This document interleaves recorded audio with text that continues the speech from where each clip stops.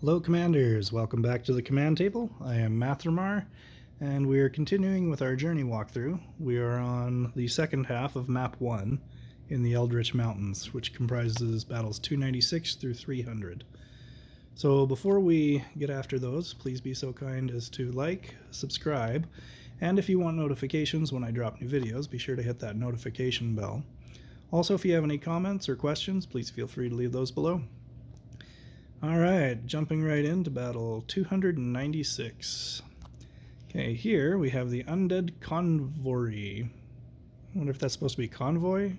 I don't know, maybe convoy is a word. Let's have a look here. We have 3 sets of archers, we have 3 sets of shield bearers, 4 sets of thorn guards, and kind of an uber thorn guard in the middle. So what I've decided to do here is allow the enemy army to advance to where it will run into some mine shrooms, and I'll be able to turn some of these level 10 thorn guards to my side. And that will do huge help as far as causing these archers to focus on something other than my units, and allowing the percentage-based things like burn to burn through whatever isn't mine controlled. I've used a bunch of plague bearers in the back, and the reason for that, and again, this is a point of contention that I bring up all the time, you don't want to have conflicting debuffs. Yes, I have plague bearers, and yes, I have an Ember Fiend. In this particular situation, I had to use those to cater to the speed. You could use things like shield bearers or something else if you put the slow power stone on them, but I wasn't using any power stones, so I just figured, hey, I will let these guys go and let them walk slowly, and you'll notice when the fight really starts to go down that there's going to be a lot of debuffs overriding each other, which is going to be very frustrating, but it was effective ultimately, and I was able to beat the level. So I've got 2 arcane archers, a barrier monk, and an ember fiend in the back here, and the mine shrooms are going to be what helps to halt the enemy advance. So here we go. The archers are moving forward. I've got my barrier monk there to soak the first couple of shots, and now the closest units to those archers are mind control units. So they're going to be focusing on those, as well as my plague bearers now that they're in the thick of it. But watch those buffs override each other over and over and over again. So it does make it very difficult to burn through, pardon the pun, but I am able to hold the line well enough in order to let my ranged units get their job done. So maybe there's some preferable strategies to that, but that one seemed to be very effective.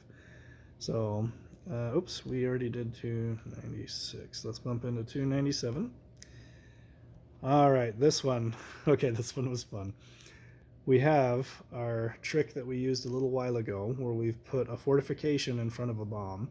You could use thorn guards in the back, that's totally fine. I just get an immense sense of satisfaction of seeing 3 groups of assassins all blow up at once. So feel free to switch that out for thorn guards. It's the same number of points. You'd probably accomplish the same thing and still have units that would slowly march forward and join in to this frontline battle.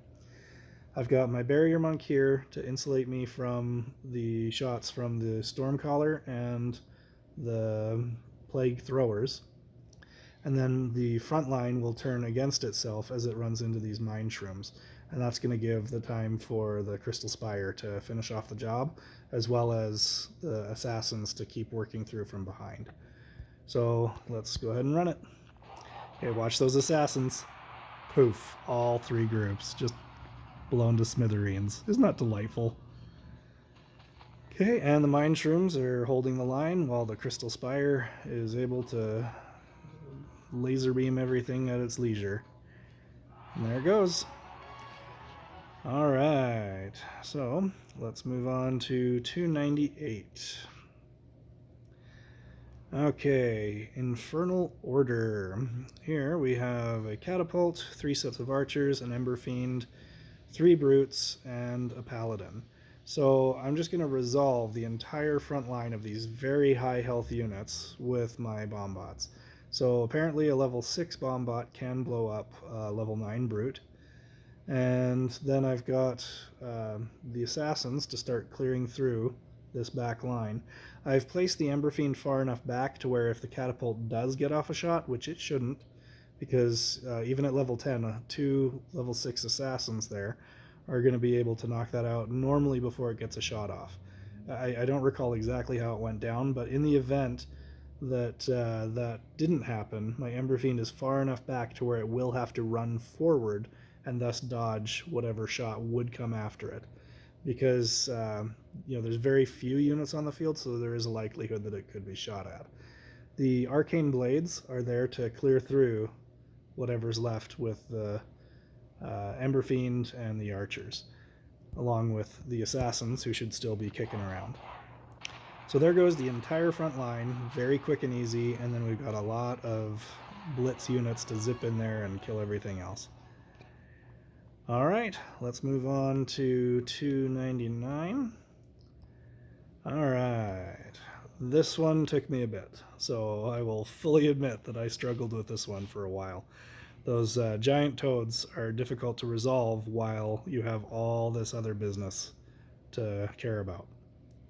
So Stormcaller is my top priority. I'm just going to neutralize that with my assassins. Then the assassins will pick off a couple of things before they die. Everything else down here is built to outlast.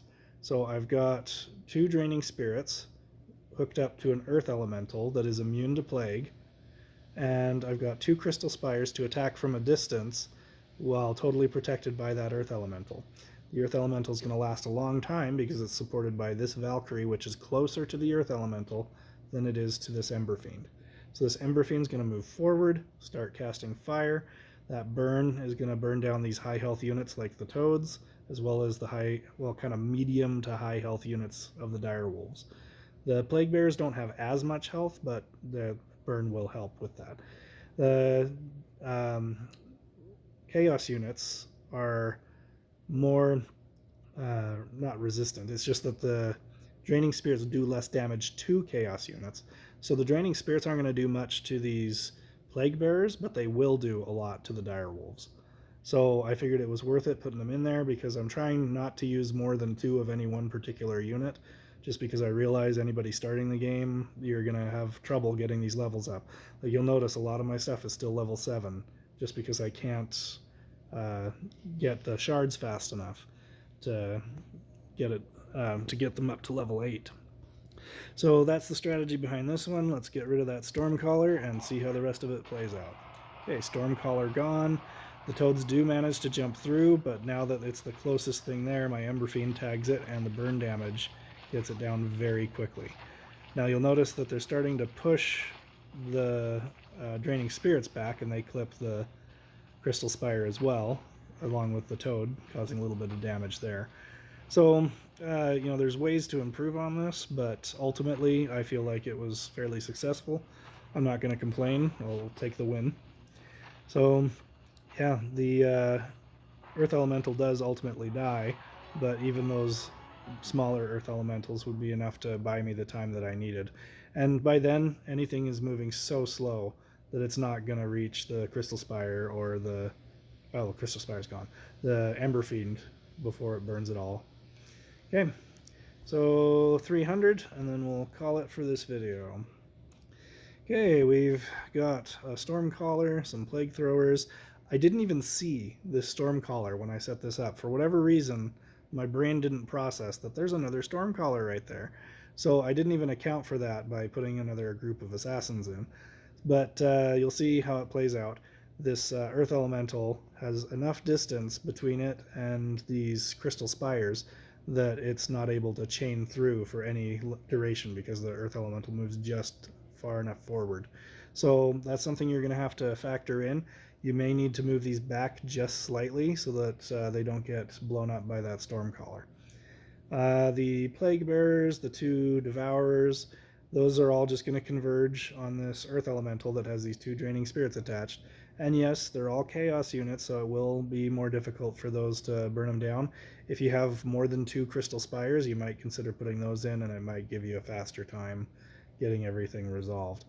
The Ember Fiend does burn damage, but I don't think the Devourers are susceptible to the burn. So that's another thing to consider. It might be more worthwhile to put maybe 2 sets of archers or something else back there other than the Ember Fiend. So anyway, this is how I've got it set up. Again, make sure that your Ember Fiend is further back away from the Valkyrie than your Earth Elemental. Okay, let's go ahead and run it. Okay, so top Stormcaller's gone. The 2 or 3 Plague Thrower bodies are resolved, and they were going to shoot at my Earth Elemental initially because that was the first thing in range, but he's immune to Plague, so we weren't terribly concerned about that. Also immune to Stun, because the Plague Throwers do have a 25% chance to stun. So now you'll notice the Chain Lightning is not making it all the way to my Crystal Spires, and the burn from my Ember Fiend is able to tag that Stormcaller. So these Devourers probably would have been gone a lot sooner if I wasn't using an Ember Fiend, perhaps if there was archers, but that Stormcaller in the back was able to be tagged by the Ember Fiend. So bear that in mind when you're figuring out how to do it, that may change some things. So thank you for watching, appreciate it. Again, please do like and subscribe, and check out thecommandtable.com where we have tutorials, raid strats, and in the near future we will have merchandise and a comic strip. Thanks so much, we'll see you soon.